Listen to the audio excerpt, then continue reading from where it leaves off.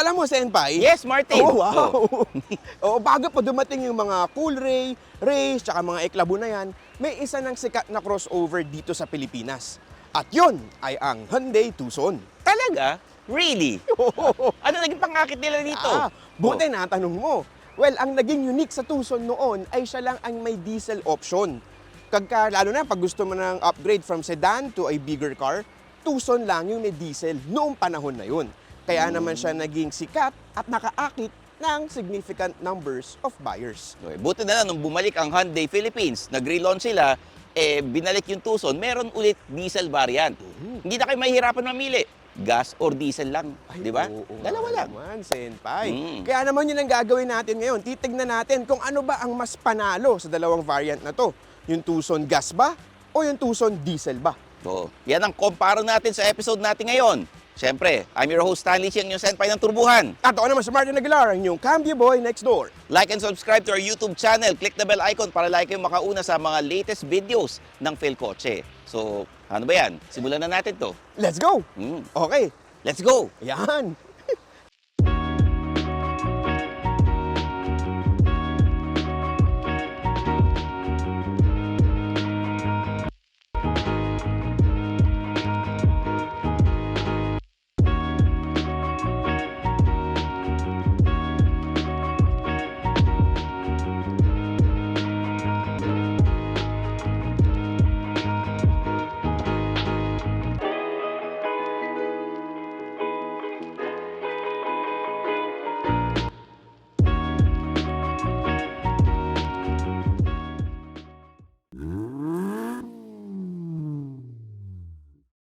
Kotse ba?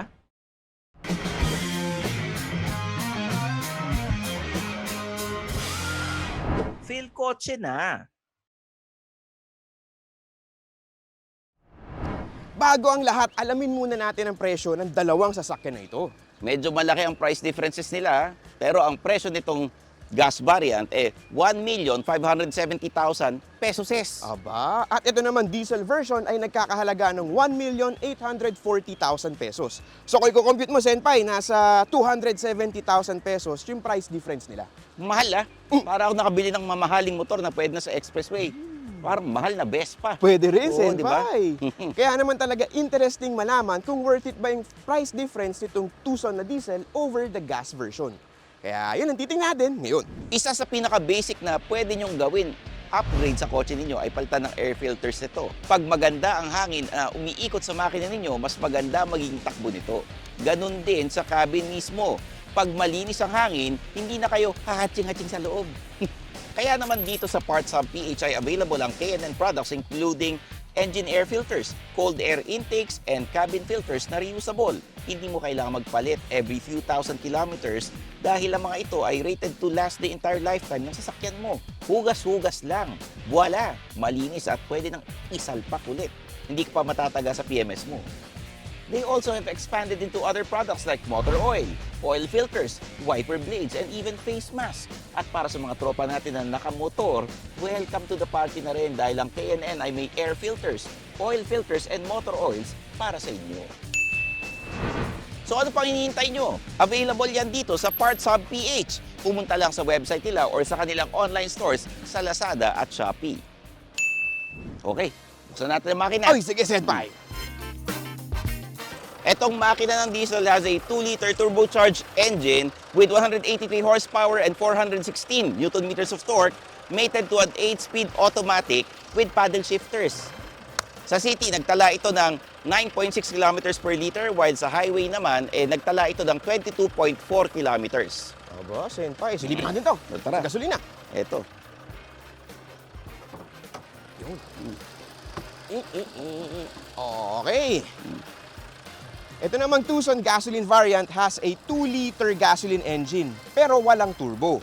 In terms of power output, it delivers 154 horsepower and 192 Nm of torque.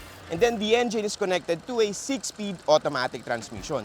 At isa pa pala, wala itong paddle shifters. Di ba? In terms of fuel efficiency naman, nakakuha kami ng 8 km per liter sa city at sa open highway naman, nakakuha kami ng 18 km per liter. Okay, Senpai. Okay. Sara na natin ulit. Sige. Okay. 1, 2. Uy, yun. Sa harap, wala silang pinagkaiba in terms of looks. Dark chrome, jewelry-like grille, tapos meron siyang automatic static bending LED headlights. Hanip, senpai. Mm. Dito naman, no, meron din tong hidden daytime running lights. Ano ba yung hidden daytime running lights? Ito yun, no. Ito kasi nakapatay sa gasoline Tucson para mas makita ninyo. Ayan siya, para siyang naka-embed doon sa grill. Tapos kapag start mo na yung engine, parang magiging ganun yung look niya, senpai. Yan yung nandyan, di ba? So yun yung isang design detail na bago dito sa Hyundai Tucson, yung kanyang hidden DRL. Tapos balikan lang natin, senpai, yung static bending. Oo. Baka magtaka yung viewers natin. Yes. Yung static bending kasi, yun yung sumusunod yung headlight sa steering input mo para ma-eliminate yung blind spots kapag lilik. Correct.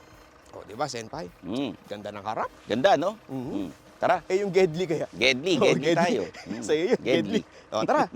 Sa Gedli o side profile, tuloy pa rin yung geometric theme dito sa Tucson. Kita naman sa character shapes niya. Oh. Ayan, mga paganon-ganon. Meron itong power folding heated side mirrors and disc brakes all over. Hanip, senpai. Tapos yung gulong nitong gasoline variant ay 18 inches. 18-inch alloy wheels na mas maliit compared dito sa nakakabit sa diesel variant. Kasi dito, senpai, naka 19-inch alloy wheels na to. And iba rin yung kanilang design ng wheels. And for me, mas prefer ko, may langaw, mas preferred ko yung style ng wheels dito sa diesel kasi it has more character tsaka mas inline doon sa geometric pattern or shapes na sinasabi mo dito sa Gedli. Eh, senpai. Ako, mas gusto ko itong sa gas kasi aggressive tsaka parang pang turbuhan eh. Kahit walang turbo. Oo, kahit walang turbo. Kunyari na lang. Oo, kunyari meron, di ba? Sige na. O, tara. Tara, Oh, sa likod tayo, likod tayo. Okay. Oo. Oo nga, ano. Pero ito talaga. Dito sa likod, parang sa harap, pareho itsura nila. Pero may crucial difference. Ano yun, Senpai Stan? Kasi pare, dito sa diesel variant, merong powered tailgate. Papa-power. Power tailgate. Sabi ko na nga, be. Sige, sayo ka muna. Power tailgate. Yan. Power tailgate. Gusto Dapat mga tugs-tumaga. Power tailgate. Power Power tailgate. tailgate. Yan. Galing, oh. Oh. Tingnan natin sa May loob. pumapalo. Oh, yan. Kita nyo naman, maluwag. Maluwag Yung talaga. cargo space, kasyang-kasya si Senpai Stan. At yun yung mabibigay sa'yo ng Tucson. Kahit nakataas pa yung second row seat siya, Oo. Senpai, ha? Gusto mo itupin Maluwag. natin. Oo, asan? Itupin natin. Ayan. Ay, ayun lang, pahiga. Pahiga. Yung hinata kasi ni Senpai, yan, no, parang quick release latch siya. Habang tumatawa siya. Quick Pero release dito yan. latch. Oo. Yan, oo. Yan, Dito nasa meron kabila, din. sa kabila. Ayan. Yun, oo. para tumungo yung upuan. Kita mo naman. Kaso ano kasi si Vincent, kaya hindi na pahiga. So, yun. Recline. Yan. Ganda, di ba, Maluwag, Senpai? di ba? Oo. Maluwag. Sasara natin. Wag na, wag na. Oh, wag na daw. Hindi, mabagal eh. Makakalabas. Mabagal, makakalabas ako yan. Yan. Yan o, di ba? Oo. Add lang Power ako, Senpai. tailgate. Power tailgate. Oo. Bukod sa power tailgate, isang unique design detail dito sa Hyundai Tucson, itong logo niya, Senpai. Naka-embed sa windshield. Di ba? Wala dito. Malinis. Tapos wala, pansin mo, parang walang wiper. Oo nga, no? Oh, di ba? Nasaan yung wiper? Nandito yan, nakatago dito. Lalabas yan doon. So pagka tinignan mo sa gilid, napakalinis. Ganda. Oo, pero meron pa ring Oh, Power power tailgate. Ito, manual tailgate. Manual. Kita mo manual tailgate para manual tailgate. Manual tailgate. alarm. Gigising ka na, pare. In terms of size naman, ang malapit na kasukat ng Hyundai Tucson ay ang Ford Territory. Mas mahaba ang Tucson ng 50mm at 39mm naman sa wheelbase. Pero mas malapad ang Territory by 71mm at mataas ng 9mm kahit na virtually same sila ng ground clearance at 180mm. Dito sa backseat ng Hyundai Tucson Diesel, same siya doon sa gas variant. Light lang ang team dito, kita naman sa color ng leather. Meron itong center armrest with cup holders, bottle holders on both doors, dalawang charging ports dito sa baba at dalawang rear air vents. Headroom ay malaki, legroom is also great. Makikita natin mamaya if sinagad ang driver's seat kung okay pa rin siya. Overall, maluwag dito at komportable. Hindi siya tulad ng iba na pag nasa gitna, mas nakakaangat ka. Dito, hindi masyado. So dito na tayo ngayon sa front interior ng Tucson gasoline. Overall, it has a dark interior theme. Tapos ang pinakamaganda dito sa Tucson is that yung layout ng kanyang dashboard. What I'm saying is that itong pagkakadesign ng trim na to, para siyang connected hanggang doon sa likod. In that sense, malinis tignan yung Tucson pagka tinignan mo yung buong dashboard layout at yung buong interior layout na rin. Tapos yun nga, no, punta tayo dito. Meron tong 2-spoke steering wheel na merong tilt and telescopic adjustment. Ayan, di ba? Tapos pagdating mo doon sa harap, meron kang 10.25-inch digital gauge cluster na nag-iiba yung interface depending on the drive mode you selected. So drive mode, meron tong Eco, Normal, and Sport. Tapos pagdating mo dito sa gitna, meron tayong 8-inch infotainment touchscreen with Apple CarPlay and Android Auto. Note lang, naka-wireless yung Note lang, naka-wireless yung Apple CarPlay. Tapos pagbaba mo dito, yung meron din tayong wireless charger sa phone mo, 'di ba? Napakagandang feature niyan, no? Gaya na sinasabi namin, yung combo na wireless Apple CarPlay and wireless charger is good kasi seamless yung magiging dating na itsura ng buong dashboard mo. Tapos, tingnan mo dito, meron tayong cup holders and then meron tayong traditional gear lever type pa rin dito sa Tucson gasoline. What's good is that meron pa rin itong electronic parking brake at saka auto brake hold. In terms of seats naman, meron tayong leather seats na naka-in black. Gaya ng sabi ko, dark interior theme, di ba? Tapos ang adjustment nito is naka-manual adjustment for the driver. Pati na rin sa front passenger. Siyempre, alam nga naman si passenger ba yung naka-automatic, di ba? Sa swerte naman niya. So overall, yun yung interior ng Hyundai Tucson gasoline. Now, ang question, same ba ang interior layout ng Tucson gasoline doon sa diesel? Puntahan natin yung diesel. Alright. Teka, yung cellphone ko, kailangan ko to. Tara. Ayun, hello. Ayun, dito na tayo ngayon sa front interior ng Tucson diesel. Papansin nyo, it has a light interior theme na two-tone kasi nagka-accent ng puti doon sa itim. Tapos ito, inuupuan ko, naka-power adjustment na to. Meron pang lumbar support, di ba? Kaya mas premium yung datingan nitong diesel variant. And then, dito sa steering wheel, may pinagkaiba rin. Same ng layout, pero ito, may paddle shifters. Ayan o, di ba? Tapos, pagdating mo dito sa gitna, nakalimutan ko kasi point out doon kanina sa gasoline variant, no? Meron pa ring knobs for the volume adjustment, pati dito sa pagka nagraradyo ka or tuning file, whatever you want to do. So, kahit nakaramihan ng buttons, naka-touchscreen na, meron pa rin tong tactile buttons for the volume and tune file, which is good kasi mas madali mong makakapa. And pati sa aircon, naka-touchscreen controls na yung ating aircon. Tapos marami siyang mode, naka-automatic din siya, gaya nung nakakabit doon sa gasoline variant. Tapos pagbaba mo dito, syempre, meron din tong wireless charger. Same halos nga ng features, di ba, compared dun sa gasoline. Pero iba yung layout ng pagkakalagay ng wireless charger niya. Yung sa gasoline, di ba, medyo pahaba. Dito naman, naka-horizontal, naka-ganyan. So, lalagay mo dyan. So, for me, mas gusto ko yung layout ng nasa gasoline kasi mas madali mo siyang marireach pagka kailangan mong tignan yung phone mo. Ito kasi medyo kakapain mo pang ganun di ba? Tsaka karamihan ng phone yun, medyo mahaba or lengthy na siya. So, yun nga. Mas madali siyang mag-grab kung yung layout pahaba. Yan. Tapos ito pa, isang distinct difference, yung kanyang gear selector. Dun sa di ba, lever type pa. Dito, dipindot na. So, okay siya kasi nagbibigay siya ng modern appeal sa sasakyan. However, for some, baka medyo ma-alienate sila ng onte, lalo na pag yung mga old school drivers na tatalon dito sa mga bagong sasakyan. Pero hindi naman siya mahirap makabisado. Pipindot ka na nga lang, di ba? Ewan ko pa kung anong mahirap dyan. Tapos, same, meron siyang electronic parking brake with auto brake hold. Isa pang difference is that, merong lagayan dito yung diesel variant. So, pwede ka magsuksok ng like your wallet or mga papel kung meron ka, lalagay mo lang dyan. Sa gasoline variant kasi, walang ganun. And yeah, basically yun ang advantage ng interior features nitong Tucson diesel compared dun sa Tucson gasoline. And tara, parang gusto ko na mag-drive. Ito ba na, Senpai? Tara. Okay, let's go do the drive. In terms of safety features, walang talo sa dalawa dahil pareho ang bitbit nila in this aspect.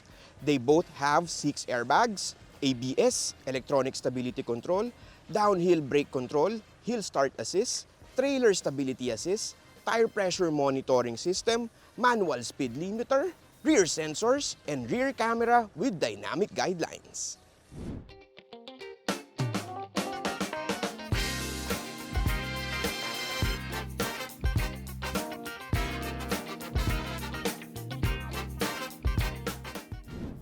Okay, we're now driving the Tucson diesel. Kanina, galing tayo dun sa Tucson gasoline variant, no? At ang una kong napansin, Senpai Stan, is that ang layo ng power delivery nitong diesel variant compared dun sa gasoline Tucson. Well, one is that mas malakas yung power output rating nitong diesel. Kaya naman, expected ko na yun na mas livelier yung drive nitong diesel variant ng Tucson. Tapos, mas mabilis din yung yung throttle response nitong diesel in a way, and then it shifts earlier compared dun sa gasoline variant. Kasi sa low revs, napansin natin kanina, Senpai, medyo restrained yung gasoline variant ng Tucson. Compared dito sa Tucson na diesel, puro Tucson kasi, no? Hirap ng dalawang pareha sa sakyan. Oo, eh. Dito naman sa diesel, kumbaga pasok agad yung hinahanap mo na torque, even at low revs. Well, doon naman talaga gagana yung torque, no? At low revs yan pumapasok. And then, napansin ko lang, no, medyo mas mabigat yung overall feel nitong diesel compared dun sa gasoline variant. Well, ang nag-explain doon is that, syempre, mas mabigat yung kabuuang weight nitong Tucson diesel compared dun sa gas. So, bothersome ba siya? Sa akin, hindi naman masyado. Kasi despite the heavier weight nitong Tucson diesel, smooth pa rin yung driving characteristics niya at hindi masyado nalalayo doon sa Tucson na gasoline. Ang gusto ko lang sabihin is that mas medyo relaxed overall yung buong driving feel nung sa gasolina. Kasi feeling ko mas magaang siya, no? Lalo na pagka nagto-turn, mas magaang siya. Kasi nga, mas magaan din yung overall weight ng Tucson gasoline, di ba? And yeah, in terms of noise, nung engine noise, kasi baka sabihin ng iba, diesel yan, maingay ang engine yan. Well, to be honest with you guys, dito sa loob, na kept in check ni Hyundai yung tunog ng engine. Kumbaga, yes, diesel siya, may hint pa rin na diesel siya, pero hindi siya ganun kalakas. Diba? And normal na yan sa mga bagong diesel models na lumalabas ngayon sa market. Pero yun talaga when you need power from standstill, mas gusto ko yung delivery nitong Tucson diesel compared dun sa gasoline. Kaya maraming mga estudyante. Pare, alam mo, malakas na yung hatak, naramdaman ko kanina. Oo, di ba? Biglang parang nagulat ako. Yes, yun naman talaga mabibigay sa'yo ng diesel. Gaya nito, yan. may uphill road. Kanina, dinaan ko rin dito yung gasoline variant. Ayan mas kayang-kaya talaga ng Tucson diesel yung mga uphill roads. Well, yun naman talaga ang mabibigay sa'yo ng isang diesel engine. Kapag ka mga akyatan or kapag ka mga buhatan ng gamit, mas lamang ang Tucson diesel. Kaya kung ikaw yung tao na maraming hinuhol na gamit, mas ideal na kunin mo itong diesel na Tucson. Saka puro mga uphill yung lugar kung saan ka nakatira. Ayun, tama ka dyan, Senpai. Oo. Mas may edge, di ba? Not necessarily naman na hindi kaya ng gasolina, di ba? Mas kaya lang nitong... Mas malakas lang ng hatak talaga niya. Yes. And then, mas tipid siya. Gaya na sabi natin sa numbers of fuel kanina, mas tipid tong diesel, lalo na sa expressways. Kasi may extra set of gears ito yung Tucson gasoline, it's just a 6-speed automatic, di ba? Ito, naka 8-speed automatic tong diesel variant. So, mas may breathing room siya pagka nandun ka na sa expressway. So, mas tipid. Uy, may ibang Tucson, color red, Oo nga Parang nagulat ako dun. Puti kasi yung gamit natin. Ano pa ba? Yan, yun. When it comes to steering feel, Senpai, when it comes to steering feel, parehas na magaan yung sa diesel at sa gasoline. And which will play to your advantage kasi pagka gagamitin mo siya within the city, madali ka magmaniobra, less pagod, tsaka pagka nasa open highway ka naman na, it gets firm, which ideally is the way to go ng mga bagong sasakyan ngayon para mas may control ka over the vehicle. And isa pa palang advantage ito sa expressways, may paddle shifters to. So, mas mabilis ka magda-downshift if ever you need to downshift. Mas mabilis dito kasi kakalabitin mo lang. Doon sa gasoline variant kasi, nandito pa rin sa lever. Wala nga pala tong lever. Igagano mo for the manual mode. Okay. Ikaw, Senpai, kamusta ka sa likod? Ride comfort pare, gas and yung diesel na variant, halos pareho. NVH is okay. Oo, mas rinig ko ng konti yung makina dun sa diesel variant. Kasi yung sa gas, tahimik talaga eh. Oo. Yung ingay sa labas, talagang hindi ko rin naririnig masyado. Hindi naman bothersome sa akin yung ingay ng ng makina ng diesel ng konti. Oo, tapos hindi naman siya matagtag. Yung legroom, nakasagad na yan pare Ito, nakasagad na yung ang tawag dito, naka-adjust na paatras ba yun? Yung ano, sir? Yung upuan mo rito. Ay, hindi to nakasagad Hindi ba atras. nakasagad? Kasi pag nakasagad atras, hindi ko maaabot yung Oo. pedal. Hindi, kanina, sinagad atras yung yung upuan sa harapan. Maluwag pa rin ang legroom. The headroom is okay. Ang difference lang talaga is yung kulay ng leather dun sa gas is darker shade. Tama. Ito, lighter shade. So, tama yung sinabi mo kanina, mas mukhang premium talaga itong diesel. Oo. Pero halos pareho talaga. Sa feel, no? Oo. Dahil nasabi mo kanina, hindi matagtag, di ba, Senpai? Hindi. I have to agree with you sa point mo na yun. Kasi hindi talaga siya matagtag. Wala Yung suspension talaga niya, eh. ang ganda ng tuning. Sa city, Mm. pag dinamo sa EDSA, kaya niya i-absorb yung impacts within reason. Tsaka nagiging pleasant yung overall ride mo. Tsaka nakakadagdag din yun sa overall driving experience. Tapos, sabihin ko lang, no, Senpai, dahil na-point out mo na rin, mas premium nga para din sa akin itong interior ng Tucson diesel because of the mixture or the play ng two-tone. May puti dun sa dark. However, in the long run, medyo baka dumihin kasi ito no? Mahirap Puti linisin. Oo, Mahirap linisin. Kaya for me, baka maging deal breaker yon sa bibili kasi sa gasoline variant, naka-dark, sabi mo Oo. kanina, di ba? Ito light Ito kasi light, pagka naluma, baka naninilaw ng konti, Oo. di ba? Tsaka kung medyo pawis ka, pinatong mo dito, baka medyo Yung Yun. magbarka yung mga libag nyo. Oo. mga libag, yan. Tsaka isa pa, Senpai, no? Yes, ang ganda ng interior layout ng bagong Tucson. However, ang dami niyang piano black accents. Which is, sa akin, it's quite an issue.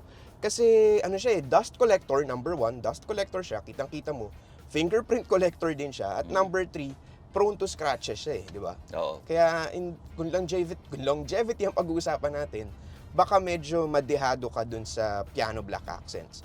But it works dun sa buong overall layout ni Hyundai Tucson. Yun nga lang, ingat na lang. Tsaka punas-punas at ingat-ingat. Tsaka isa pa pala, Senpai, bago ko Ano yun? makalimutan, Ano pasensya ka na. Yung touchscreen niya, 8-inch lang, no, yung infotainment touchscreen. Maganda interface at walang lag.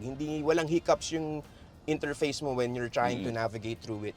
However, for me, parang naliitan ako kasi yung pinaka-housing nito, ang laki, di ba, Senpai? Oo, malaki Kumbaga, nga pag siya. nakasara yung engine, kala mo ganyan kalaki yung touchscreen mo, pero hindi pala. 8-inch lang dito. Oo. So, sana medyo mas naging malaki siya para lang mas maging premium-like at more premium looking yung interior ng Tucson diesel. Kasi this is the top of the line variant, Oo. di ba? Isang nakita ko lang advantage dito, Martin, malaki yung icons. Madaling pindutin. Dito, no? Oo. Malaki yung icons. And then, syempre, pag bumili ka ng diesel or top of the line, hindi naman lahat tayo malinaw ang mata. Iba, malabo mata ng iba eh. Ito nababasa mo, malaki yung mga letra. Yes, oo. Tama ka dyan, Senpai. Tsaka maganda pa, Senpai, medyo nakaharap sa driver. Driver-oriented yung dashboard layout dito. So, within reach ni driver kung kailangan niya mag-adjust ng temperature, ng fan speed, madali. Mga ganyan. Yan, lalo na pag nasanay ka na. Ano pa ba? Ito lang, no, Senpai. Na-point out ko na rin to kanina itong shifter ng Tucson diesel. It's not the lever type na no? Hindi na siya lever type. Kumbaga, dipindot na siya. Shift by wire, dipindot, ganyan. Sa una, it might alienate yung mga old school na drivers. No. Kasi you have to be patient when you're navigating these buttons. One is that kapag ka gusto mo mag-reverse, yung iba kasi sa atin na nagda-drive, pinapasok agad sa reverse di ba? Which is hindi magandang driving habit 'yun. Ang maganda, bago ka mag-shift ng gear, lalo na sa automatic, antay mo mag-full stop yung kotse. Tsaka mo papasok yung susunod mong gear na gusto. Kaya nito, naka-reverse tayo, di ba? Gusto ko na mag-drive forward. Kailangan ko mag-full stop bago ko apakan to. Bago ko pindutin to. Kasi pagka nagmamadali ka masyado, baka hindi pa nakapasok yung gear mismo. So instead nakala mo nakadrive ka na, naka-reverse ka pa rin, problema yun. Oo. Atras ka, tas ang lakas pa ng torque nito, di ba? Sa mga hindi sanay, yung mga sanay kumambyo, kailangan pag-aralan niyo itong Depindo. yan. Oo. Hindi ganyan. Totoo yan, Senpai. But hindi naman siya ganun ka-mind blown, Senpai. Madali lang naman. Yeah, Oo. madali siya masanay and you have just, kung may driving habit ka lang na ganun, alisin mo na yun mga kaibigan para mas tumagal ang iyong transmission. Yung pa ba, yun, baka makalimutan natin, may cruise control to, no? Pero it's not adaptive eh. Tapos yung pa pala, Senpai, medyo, yun lang yung medyo nakulangan ako dito sa top of the line Tucson. Kasi naalala mo yung Stargazer? Oo. Di ba meron yung lane keeping assist? Yung lane keeping assist, yung sinesenter ka within your lane ng kotse mismo, ng system ng kotse. Meron yung sa Stargazer, which is Hyundai's Challenger sa MPV segment. Pero dito sa Tucson na diesel na top of the line, walang ganong feature. Which for me, sana meron. Kasi, kumbaga, top of the line to Oo eh. nga. Diba? Tsaka, MPV yung isa, tapos ito, crossover SUV. Oo. So sana merong ganong feature. But then again, siguro kaya walang ganon is to keep the price competitive sa market. Yun lang naman. Dami ko sinabi. Oo. Hinikab na si Given. Hindi. Ganun ka komportable dito sa Hyundai Tucson, di ba? Kasi sobrang komportable ng ride mo, pare makakatulog ka talaga. Yan. Pero sana wag yung driver ang makatulog. Ay, Delikado oo, yun. Senpai. Oo. Hindi tayo pwede matulog. Gising na gising nga ako eh. Oo, dapat magising ka. Gising na gising ako, Senpai. Tom-tom coffee, gusto mo? Hindi, okay na. Gising na. Baka malumang lumuwang mata. Tom-tom, pinaalala mo na naman. Ano, Senpai? Goods ka na ba? Oo, tara. Tom-tom? Oo, tom-tom, tara. So, yun, Senpai, na-drive na natin yung dalawa, tsaka nabusisi na din natin. Kinalikot na rin. Ayan, Oo. sabi na nga ba? Uy. Mm. So, ngayon, ano ang mas sulit para sa iyo? Para sa akin, honestly, dahil mag-isa lang naman ako, pipiliin ko yung gas. Kasi city driving lang naman. Papasok ko sa opisina, pupunta ako studio, tapos wala naman ako mabigat na gamit, wala naman akong kasama. So, mas sulit sa akin yung gas. Kasi, hindi naman ako pupunta probinsya. Ikaw, Uy! Tito Martin. Nagulat ako, kala ko meron pa. Well, ako, sa'yo, gas, no? Mm. Ako, Senpai, in my honest opinion Yung din, nga, no? I will choose the diesel variant. Oh, Una, kasi gusto ko yung torque. I'm after the torque pool, yung hatak ng torque. Kasi, bakit? Kasi may sideline kami ng family eh. We haul stuff, tsaka kumukuha kami ng mga gamit from our supplier. So, kailangan namin, or kailangan ko, yung torque nung diesel variant. Tsaka yun nga, pag kukuha kaming gamit or ng supplies, ibig sabihin, long expressway driving yan. Oh, malayuan din. Yes, and Oo. hindi gaya mo na within the city most of the time. Oo. So, gaya nun, lalabas kami expressway, sa test natin, mas matipid sa expressway itong diesel variant ng Tucson, di ba? Kaya yun yung sa akin. Tsaka gaya na nasabi mo kanina, kailangan ko nung magkakarga ako ng gamit. Oo, eh. di ba? Oo. Diba? Saka may turbo eh. May turbo. Oo. Buti, nasingit mo yun, Senpai. Turbo. Kaya yun yung sa akin, yun yung diesel. Tsaka, yung interior din pala niya, Senpai, it looks more modern compared dun sa gasoline variant. Gaya nun sa shift lang, di ba? Shifter, depindot na yung sa Oo. diesel. 270 ba naman yung diferensya Ay, eh. oo. Kung di ba naman magbago talaga itsura nun, ewan ko na lang. No? Pero bago magkalimutan, ang presyo ng Hyundai Tucson na gas variant ay 1,570,000 pesos. Pesos. At ang diesel variant naman ay nagkakahalaga ng 1,840,000 pesos. So yun, no? Nasabi na namin yung mga boto namin. Kayo na bahala kung sino ang Yeah. panalo para sa inyo. I-test drive ninyo. At saka, syempre, depende sa pangangailangan ninyo. Huwag nyo kakalimutan na pag magbibilang kayo ng mga babudget nyo, kung ano bibili nyo, isipin nyo yung presyo ng gasolina. Kasi iba presyo ng gas at diesel Oo. eh. Di ba? Medyo mas mahal na diesel ngayon. Yes, di ba? oo. Parang sibuyas lang yan. Yan na naman tayo. Oy, balikan niyo isang video. Meron siyang hirit doon. Hindi, pero ito kayo magte-test drive, piliin niyo mabuti, pag-isipan niyo kasi kami guide lang naman. Yes, yung tama si ginagawa Senpai namin para sa inyo. Iba pa rin pag Oo. sarili nilang Yan. preference. Oo, tsaka pera niyo yan eh. Hindi namin pakikialaman Oo, yan. di ba? So there you have it. I'm your host, Stanley Ching, yung Senpai ng Turbuhan. At ako naman si Martin Aguilar, yung Cambio Boy next door. Tandaan, ang target natin for this year is 400,000 subscribers. Sana bago magmahal na araw, Oo, ma-target na natin. Oo. Like and subscribe to our YouTube channel. Click the bell icon palagi at i-follow nyo ako sa mga social media accounts ko. Kompleto ko niyan. Facebook, Twitter, Instagram, TikTok. Meron din ako sariling YouTube channel, youtube.com/StanleyChi. I-follow nyo ako dyan. Pakinggan nyo ang aking podcast. Underpaid yung Stanley Chi sa Spotify and Apple Podcast. Tsaka may mga racket ako sa 1PH at Radyo 5. Kaya supportahan nyo rin. Feelings tuwing Sabado, 9 to 11 ng gabi. At Good Vibes, Monday to Friday, 6:30 ng gabi hanggang 8 o'clock ng gabi. So paano ba yan? Kita-kits tayo sa next video dito lang sa Phil Kotse. Bye-bye. Bye. Tara. O, doon ka sa gasolina. Oh, Yan ang pili mo. Sige, tsaka sa diesel. Kita na lang tayo sa... Police station. Wag! Thanks for watching. For the latest news, reviews, and anything you want to know about cars and car ownership, visit philkotse.com. Follow us on YouTube, Facebook, Instagram, and Spotify para hindi ka huli sa usapan. Tandaan, kotse ba? Phil Kotse na!